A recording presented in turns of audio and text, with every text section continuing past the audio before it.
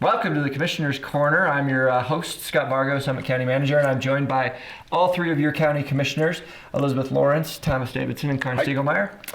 We are going to start off all four of us, along with some other folks from Summit County government, the town of Breckenridge, the town of Frisco, and the town of Silverthorne. We're all in Park City, Utah last week for a conference called Mountain Towns 2030. Summit County, Utah. Summit County, Utah.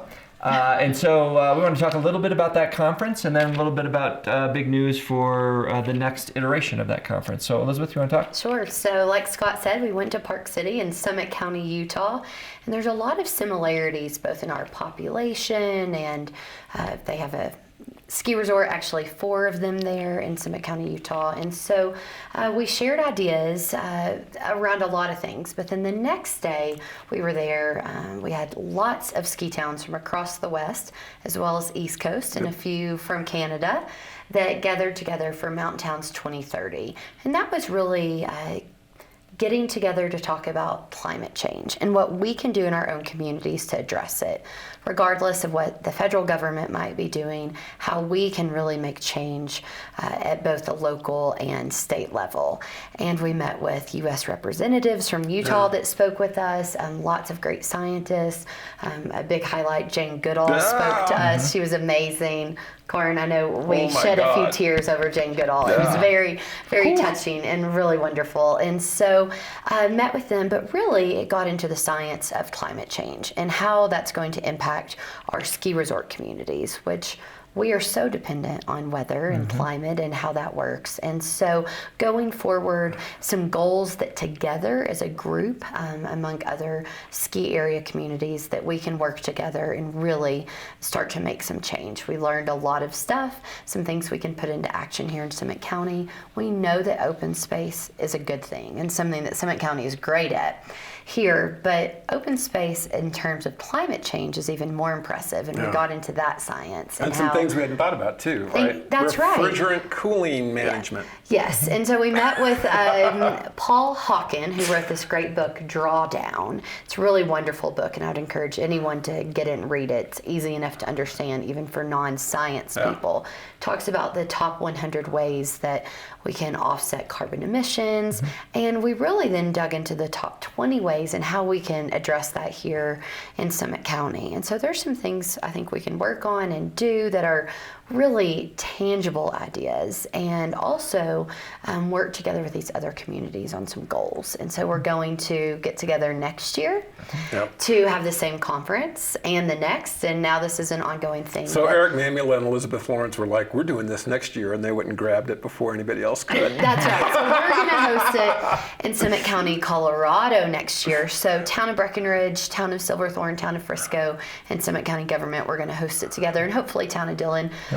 They weren't able to attend, but we hope to bring them in with us, and we're going to host that. And we know that we'll probably have over 300 people from ski resort communities, definitely across North America, that will join us, and maybe even further. It's a shame you don't know how to do anything with events. Well, we'll see, but really looking forward to it, finding speakers, and something that I know our community feels passionate about. We know that, but really what are some tangible steps other than just changing light bulbs, which is great, but really isn't, offsetting the carbon, and what we can get down and start doing. I mean, the speakers were wonderful, but just exchanging ideas with similar leaders, right, in similar positions.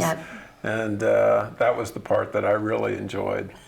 Yeah, we all learned a lot. I think we were all a bit overwhelmed with some of the science and the fact that this Disturbed, depressed, overwhelmed. It's not just a crisis, a climate crisis. It's an emergency, and we have so many good goals in place. 100% renewable by 2035. We have a climate action plan that all the towns have signed on to. But we really need to get to work and make it happen. I think we definitely feel more unified, and some steps that we want to take together, as well as having a sustainability coordinator or director at each municipality in the county. I think that will really help. Those people can work together. And it's really just being thoughtful about everything we do. And Thomas, you said it really well in last week when we kind of had a wrap up of it's going to be a new lens on how we look at everything we do. And that's the truth. It's no longer doing things the same way. Right. It's instead thinking about how does this either impact climate change, address it, offset it, etc. And we have to be very systematic about it. And then, just interesting some of the things that, that we'd already started working on because, we got together in Aspen, what was that, a year or so ago, and made this commitment. But after hearing the speakers, it's kind of like, oh, there are some things on the list that we haven't really thought about yet, and we need to think about them. Not sure what we're going to do, but I think that we've got a really great opportunity because all of our towns were there, right, along with us. And so I think that there's very much an intergovernmental approach that we could do to cover all the bases in all parts of Summit County, Colorado. Yep, absolutely. And just for listeners out there, there is a lot that we can do as government entities, but there's a lot that you can do as an individual. And if you want to do something now, just go on High Country Conservation Center's website and you'll have lots of ideas. Yeah, this is a good time to talk about because we did learn from the book Drawdown and from Paul Hawken that spoke to us. He talked a lot about things that you can do, and in the top 5 was some food-related things. Oh, yeah. And food waste has a lot to do with that. First, not over-consuming, but also, composting. And now, through our Strong Future funds, we're excited to announce that there is composting at both Breckenridge and Frisco recycling centers. In fact, I know both of those have been overwhelmingly popular already. They're going to have to add another container, but if you need more info, I believe that's on our website as well as the HC3 website. Yep. We'd encourage people to go on there and sign up for composting because it's now something we offer along with additional Tetra packs for recycling as well, which that say a cardboard soup carton or broth and juice cartons. Any kind of those cardboard, paper, waxy cartons has a little plastic spout. That's kind of a good milk, etc. Yeah. That's a good rule of thumb. And so those now starting last week can be recycled. So a lot of people probably didn't know that. So add those back into your recycling bucket. Right. Yeah, that's great. Great. We'll move on to the next topic. Karn, this is a day. The day we happen to be taping is Indigenous Peoples Day. Summit County government moved to recognize that holiday a couple of years ago. Certainly, you were a big spearhead towards making that change at the county. And so talk a little bit about what Indigenous Peoples Day is and what it means to you. Sure. Well, happy Indigenous Peoples Day. Today is the day. So if you're watching this, it's probably just past the day. And there is actually a lot of news about it going around right now, as happens every year. So it was pretty easy for us to just change Columbus Day to Indigenous Peoples Day here in Summit County. For our employees, that's our official holiday. It's of great meaning for Indigenous people, of course, and I think specifically here in Summit County, it's very meaningful because we know the history here. We haven't been here that long. Skiers haven't been here that long. The gold miners were here just yesterday, but the Ute people were here for 10,000 years before any of the Europeans came in.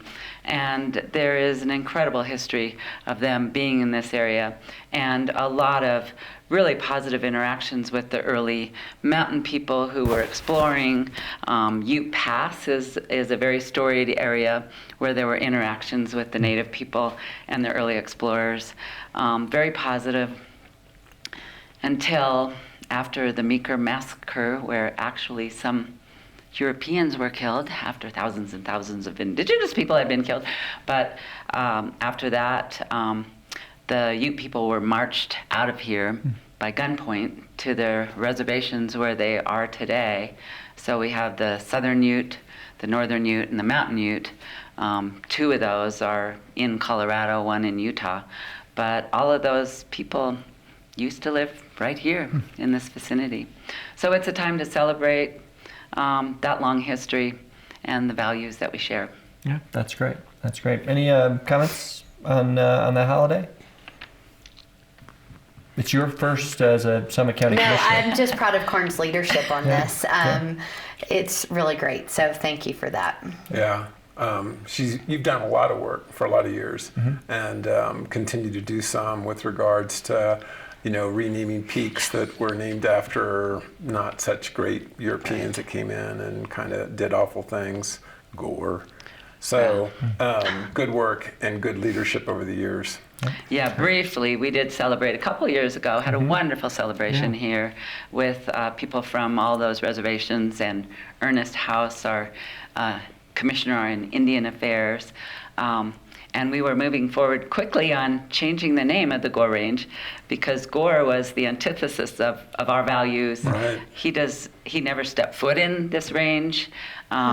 He was helped by Native people, by the army, by mountain men, and by the time he left, a Scottish lord, Gore, by the time he left, he was despised by all of those people because of his wastefulness of killing thousands and thousands of wildlife, leaving it to waste, when that was what the mountain men and the indigenous people were living on. Off of. So we've made some progress, but there have been a lot of changes with the USGS naming board, the Indian Affairs Commissioner, and then the tribes themselves have changed leadership every year, and we're still working on the name, the preferred name. Yeah. And then not just the preferred name, but the spelling of it. There are many, many different spellings of these historic names. And verbal history isn't really good about getting the spelling right. So we're still working on it. Good. Good. All right, we're going to take a quick break. We'll be right back and talk some more about what's going on here in Summit County.